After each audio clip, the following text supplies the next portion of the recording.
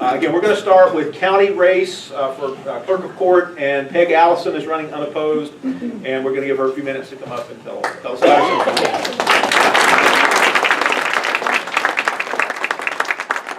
Thank you, Roy. You aren't the only one that can tell jokes. Uh-oh. Uh-oh. Should I? Since I'm running unopposed and I have a whole 2 minutes? Yes. Okay. So, my name is Peg Allison. I should introduce myself first, maybe. I am your clerk of district court. Have been for several years. First ran for office in 1992. And I am very, very blessed to be so lucky as to not have opposition more than a couple of times, and I absolutely love my job. This will be my last term in office. So I am convinced that it's not because someone didn't run against me or hasn't run against me because they feel like they can unseat me from office. I'm convinced that the reason no one runs against me is because nobody wants my job.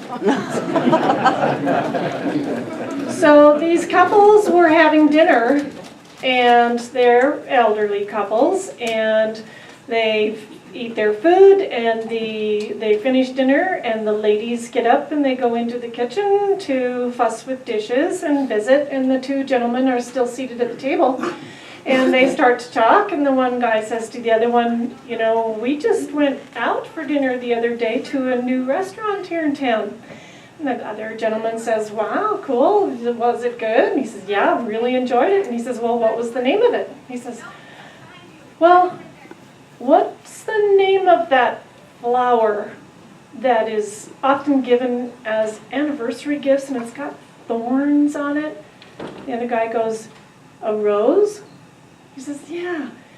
Hey, Rose, what's the name of that restaurant we've been to? Thank you all for being here. We're going to move on to the one contested county race right now, which is for county commissioner. And we'll have Tim Harmon and Tim Holmquist coming up. And again, the format here we're going to follow is each candidate will be allowed to give a 2-minute initial statement about their qualifications and experience and why they're seeking the office. And then we're going to have a series of questions. We'll alternate the questions back and forth. First candidate will respond. The second candidate will have an opportunity to give a response to that response. And then the first candidate can give a rebuttal if they so choose. And then at the end, if it merits a little bit of wrap-up time, we'll have an opportunity for some closing remarks. So if Tim and Pam would come on up, and we'll let Tim go first.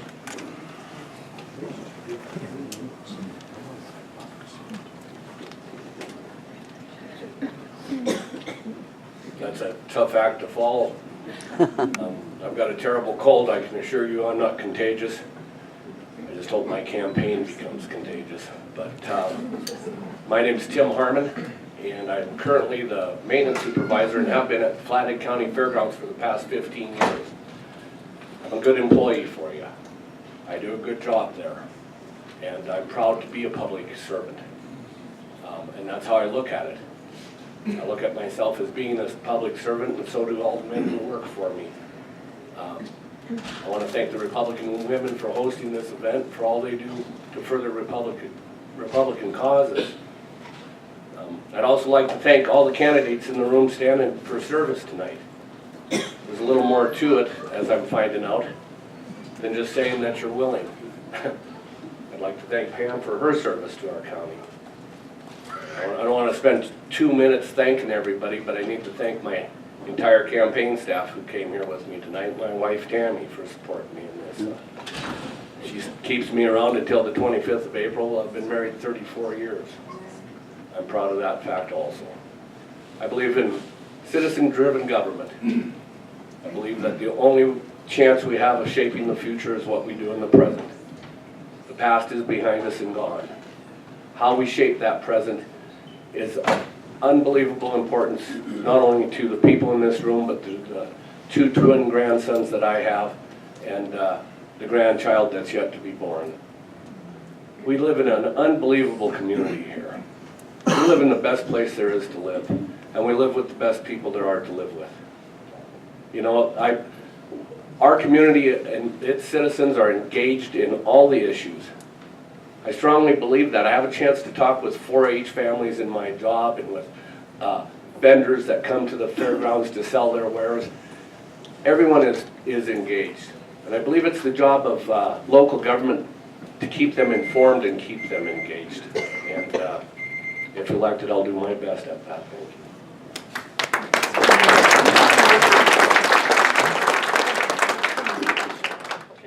Shorter. I'm Pam Holmquist, current county commissioner, and it's just an honor to be here tonight as your commissioner. I want to thank the Republican women and all of the people in the audience for coming out tonight and hearing what we have to say. I'm a third-generation Flathead County resident. Lived here all my life. I have a wonderful husband in the back. We've been married 44 years. We have 3 great children, 8 grandchildren, and I am totally blessed because they're all able to stay here and find employment and just be a part of all of our lives. So I think as I became commissioner, I think what prepared me the most was my 38 years of small business ownership. You know, I wore many hats at the marina. I was at the counter helping people. I was in the back doing the books. And you wear many hats at the commissioner's office. And I think that prepared me very well. I love the job. I work hard at the job. And I just like to share some of the reasons, I guess, that mean a lot to me of why I'm running. I think you all remember the fire season last year. We had a problem up at Essex, and we need to evacuate. And we had fire crews up there doing mitigation around the town of Essex to keep the fire from going into town.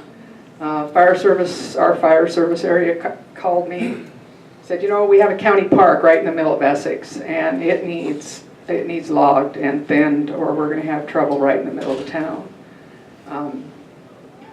Our Parks and Rec department can't log, they can't go up there and do it, but we made some arrangements with the fire crews. I was able, as chair, to sign a letter of authorization for them to go into the park. They cleaned it up for us. They didn't charge us a dime. They decked the logs. We took them to the mill, and our Parks and Rec department got a check for just under $10,000. So it was great. Okay, I guess that's it.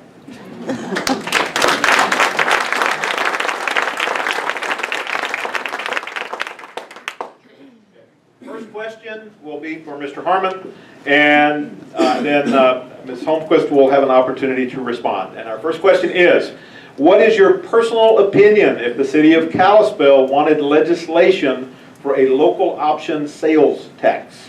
1 minute. My personal opinion is, number one, it would be up to the citizens of Kalispell to vote on whether or not they themselves wanted a local sales tax. Number two, I would be against it. I don't believe that there has ever been a tax enacted by the government that has been withdrawn at some point in time. That's why I think it's important for other issues in the future that when we're asked to be put in a special district and we need to pay a fee in order to be in a certain district for a certain service, that the government is honest with us in telling us that it's not a fee that they're asking for, it's a tax that they're asking for. When the government takes money out of our pocket and puts it into their coffers, the definition of that, in my opinion, is a tax. So I would be against the sales tax.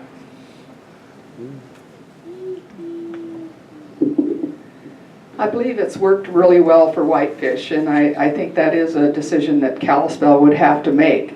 As far as from a county perspective, you know, it would be great for the county because then people are going to go outside of the city limits to do their shopping. So Evergreen in mind for that. So, but you know, it's a tax, and I'm against taxes. But again, it's up to the people in Kalispell what they would like to see. It's a good economic driver.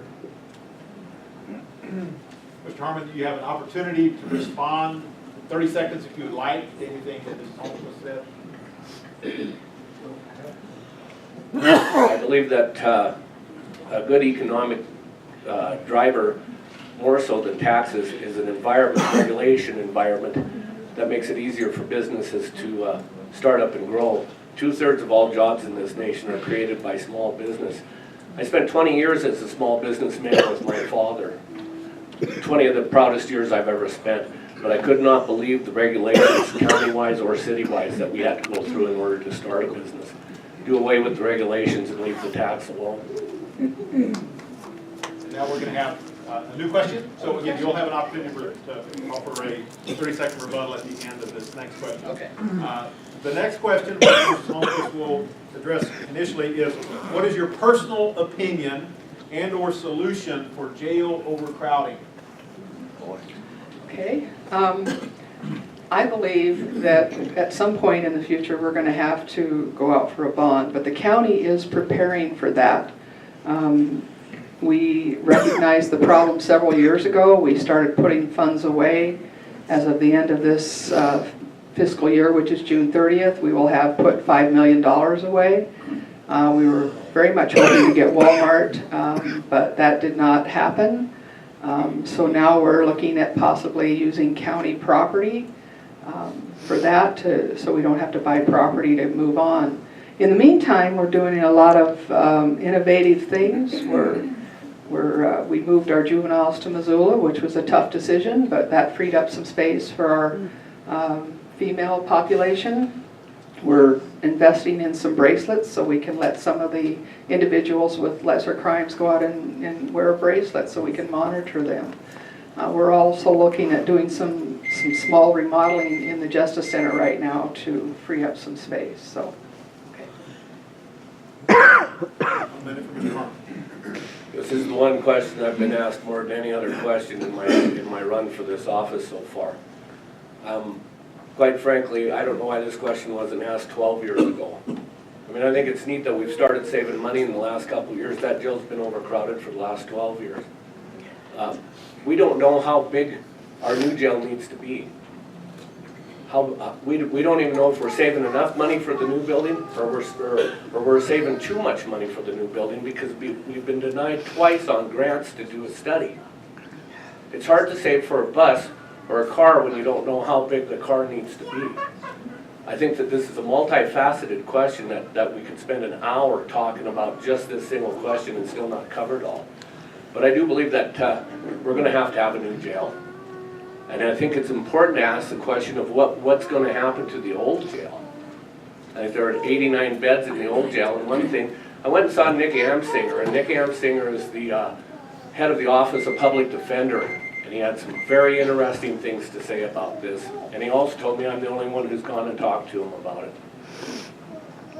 30-second rebuttal. Okay. You know, if we should have started 12 years ago, then the sheriff should have spoke up a little sooner because he hasn't been telling us that there is a big issue until the last couple of years. And basically what's happening is it's not just in Flathead County, it's nationwide. We have prisons that are full. And right now in the county, we have anywhere from 15 to 20 inmates that have been sentenced and are supposed to move on to prisons, and there's no room for them. So we're stuck with housing them and creating our overcrowding issue. So as you legislators go to the legislature this year and you're talking about a new judge, I would recommend that you also have the conversation about the prison being too small and what are we going to do about that? You know, you can send us a new judge, we've got to have somewhere to put them. Yep. All right, next question will be from Mr. Harmon. What is the best way to comply with the state's requirement to comply with cleaner air standards for dusty roads, smoke, and wood-burning stoves?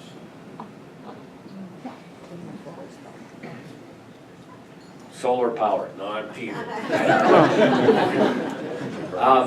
You know, dust abatement on the roads, I don't believe that paving them is the answer. That stuff that they're putting down on the road seems to stick to everything every time you talk to a mechanic. That's not the way to go. I think the way to do it is to work hand in hand with the citizens that live along those roads. Years ago they oiled them, and it seemed to work real well. So I don't know, you know, we have I'm sure an environmental situation there perhaps of some kind, but the disbursement of used oil and whatnot, we could work it hand in hand with different outfits around here to do that. I'm not so sure that sometimes the old answers that we had as a community wouldn't work just as well in the modern times of today. 1 minute response? Well, we have the dust cost share program, which has worked really well in the county, and it's growing every year. We don't need more regulations. We need just to do what we're doing now with the dust cost share. We have an RSID program where individuals can get together in a community and get their roads paved. We also have, we address the dust and the air quality through our burning permits, our burning season, which we enforce through the health department. So more regulations is not always the answer. 30-second rebuttal if you'd like. Okay, very well. We'll move on to our final question, which will be for Pam. What is your personal opinion relative to the suggestion that privatization of certain county services may result in improved efficiency at lower personnel costs and reduction in capital equipment investment and maintenance? Well, that might work good at first, but as soon as you lose that competitive edge and you get people out there and you don't have a county crew, then they can charge you whatever they want to charge you. So we have departments that do a wonderful job. They're very conservative in their budgets. They have just enough people to do what they need to do. 1 minute response? That's, I don't think privatization for county departments is the way to go. As I said earlier, I'm proud to be a county employee and I do a good job for you, and so do all the county employees that I know, quite frankly. I think that by having county departments, there's citizen ownership in it. And that's desperately needed. And I agree with Pam on this topic too. Once it's privatized, it takes away, there are roads with houses that are lower income houses that need care and need to be plowed just as much as all the other roads. And it would be a shame to privatize those type of things and perhaps see a drop in services to certain people in certain areas. There's nothing wrong with government. Government works for us, and government should work for us, and I believe that ours does. So I would keep the county departments county owned and taxpayer supported. 30-second rebuttal? Okay. All right, then we're going to move on to closing remarks. If you would like, take up to 2 minutes for closing remarks. Wide open. It's been just amazing the last 5.5 years to serve all of you. I'm proud of what I do. I work hard in the office, and I appreciate each and every one of you when you come in with a question or a thought, and I appreciate you sharing those with me. I wish we had more people coming into the office telling us what's going on in the community. I always return phone calls. I'm very active in the community, and it's just an honor and a privilege to be your commissioner, and I hope you'll give me another term. Thank you.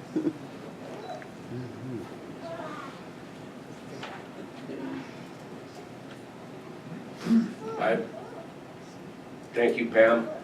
I think Pam's right. I think that we would like to hear more from the public. And Jim was there last night, and I saw some other people there to that deal up at the college about the aquifer and the Flathead River. There was standing room only. They had people standing in the halls up there at the theater. I often wonder, Tammy and I were camped out at Tally Lake, and I asked her, I said, do our government officials ask each other the same questions that we do around our kitchen table or around the campfire or the coffee pot at work? Questions like, if you build it, how are you going to pay for it? If you buy it, how are you going to pay for it? How come everything seems to kind of reach a crisis point before we become proactive on it? But as far as the community is concerned, the 911 center I get asked about. Yet, I think government should be accessible to its citizens. I would like to see public meetings held from 5 o'clock at night to 9 o'clock at night, and still, instead of 10 o'clock in the morning at the commissioner's office on Wednesday. I'm working at 10 o'clock on Wednesday. I'm sure that the majority of you are working. So is the vast majority of all our other citizens. And last night's crowd proved how engaged they are with a meeting that was held from 5 to 9. held in 3 different locations on 3 different nights. I'm not sure why our local government can't do that. Hold it at the fairgrounds in Kalispell. I'll put the chairs out. I know where we keep them. Then move it to Whitefish at the gymnasium. Take it to Columbia Falls, out to Big Fork. Government always says it wants input from its citizens, as long as it's at 10 o'clock on Wednesday afternoons. The 911 input was held at 10 o'clock in the morning. Some issues are too important to be decided in one setting. Thank you. Oh, I've got 30 seconds. I want to ask you for your vote.